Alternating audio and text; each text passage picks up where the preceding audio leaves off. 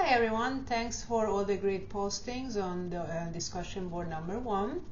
As I mentioned before, the class title is Fundamentals to Applications, and that reflects the goal that we will cover the fundamentals on a basic level, and we try to address applied issues related to students' interest. And originally this course was intended for professionals who were in the biotech industry with no microbiology or not even biology background. So that's why we keep the basics simple, and then we try to go deeper according to your interest. And in this discussion board, you already mentioned several topics that are actually, are related to very current topics in microbiology.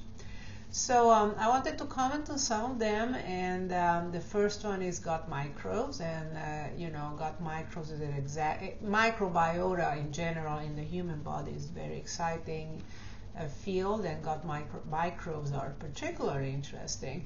However, we have to keep in mind that there is one big issue with all those descriptions of gut microbiota, and that is technical variability. So back in June, there was a report on these two main gut microbiome sequencing companies, and these are companies that sequence for the general public. You send in your sample and they sequence it for like $100. So that is Microbiome and American Gut, and they were sent the same sample, and the results that they provided were very different. So a bit of discussion about the technical challenges of such a complex sample. So to start with, you have the sampling method. So the majority of gut microbiota results come from fecal samples, although there are some studies comparing feces and samples from the gut mucosal membrane. So there are sampling issues, the usual, quality control, optimization, etc.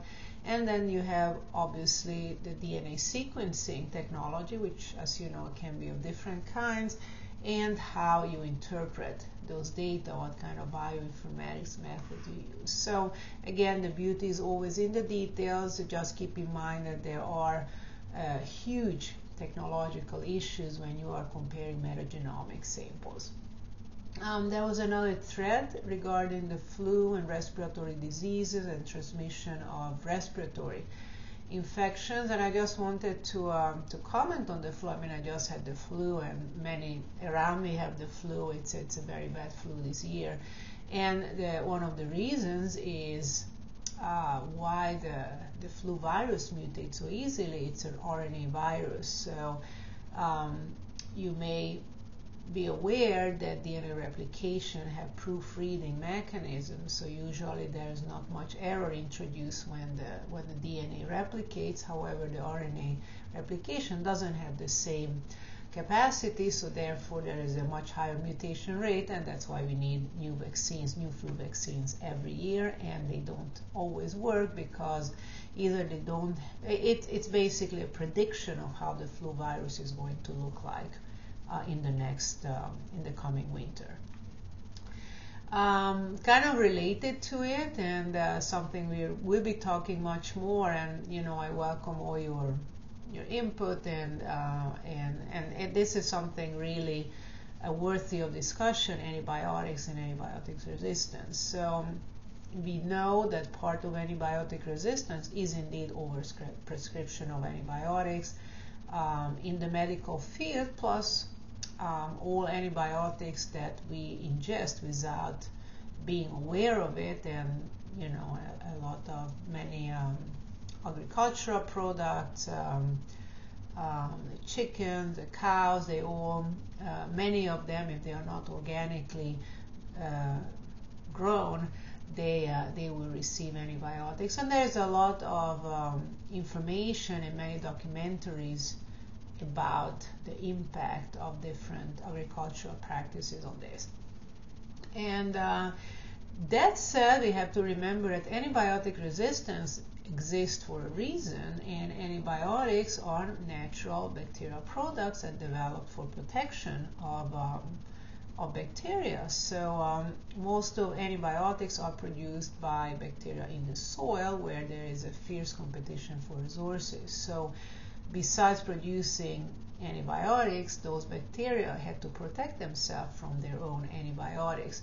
So there are ways to achieve that, and one of them is being resistant to their own antibiotics. So antibiotic resistance, we may see it as a new phenomenon, and it has always been present. So there have been studies showing antibiotic resistance in very remote, not untouched, not so untouched by humans kind of environments. But of course, it's very obvious these days, especially in hospital environments. So there were a number of postings, and I was very happy to see the postings related to neglected diseases, or those diseases that are mainly present in third world countries. And here we can see this collision of microbiology, public health, economy, social sciences, politics, and so on. And for example, when we saw this in Ebola, just having such a social system that was able to create a viable healthcare system that could be mobilized, just to put in place all those isolation procedures, or just moving resources and being able to provide that infrastructure to contain the infection, that very often that was what was needed, especially in the beginning. So as you can see, there are those of you who want to be nurse practitioners, nurses, or want to go to third world countries to give back, you have to be aware that is much more than just science. There is a lot of other factors that impact how these kind of diseases are prevented and how are treated. And then we even, there are all those ethical aspects, and some of those were mentioned, when you have new drugs, novel drugs, who gets those drugs, those who can pay for it, or those who need it the most. So it's a very, very complex kind of issue. And last but not least, because of globalization, people traveling, the world is much smaller. So these diseases that used to be so unusual, they can pop up here in the Western world. So I just read in this week's New England Journal of Medicine, they have these case studies. There was this young man living in the U.S., but he was of Romanian origin, so he traveled home, or traveled to Romania often. So he had this hiatic cyst, and this is a very nasty infection caused by a tapeworm that can lodge itself in different places. His was in the liver, and he had this huge anaphylactic reaction because the cyst was leaking. So again, and the doctors in the Massachusetts hospital had to diagnose it, and they were aware of it actually, because it's endemic in Romania.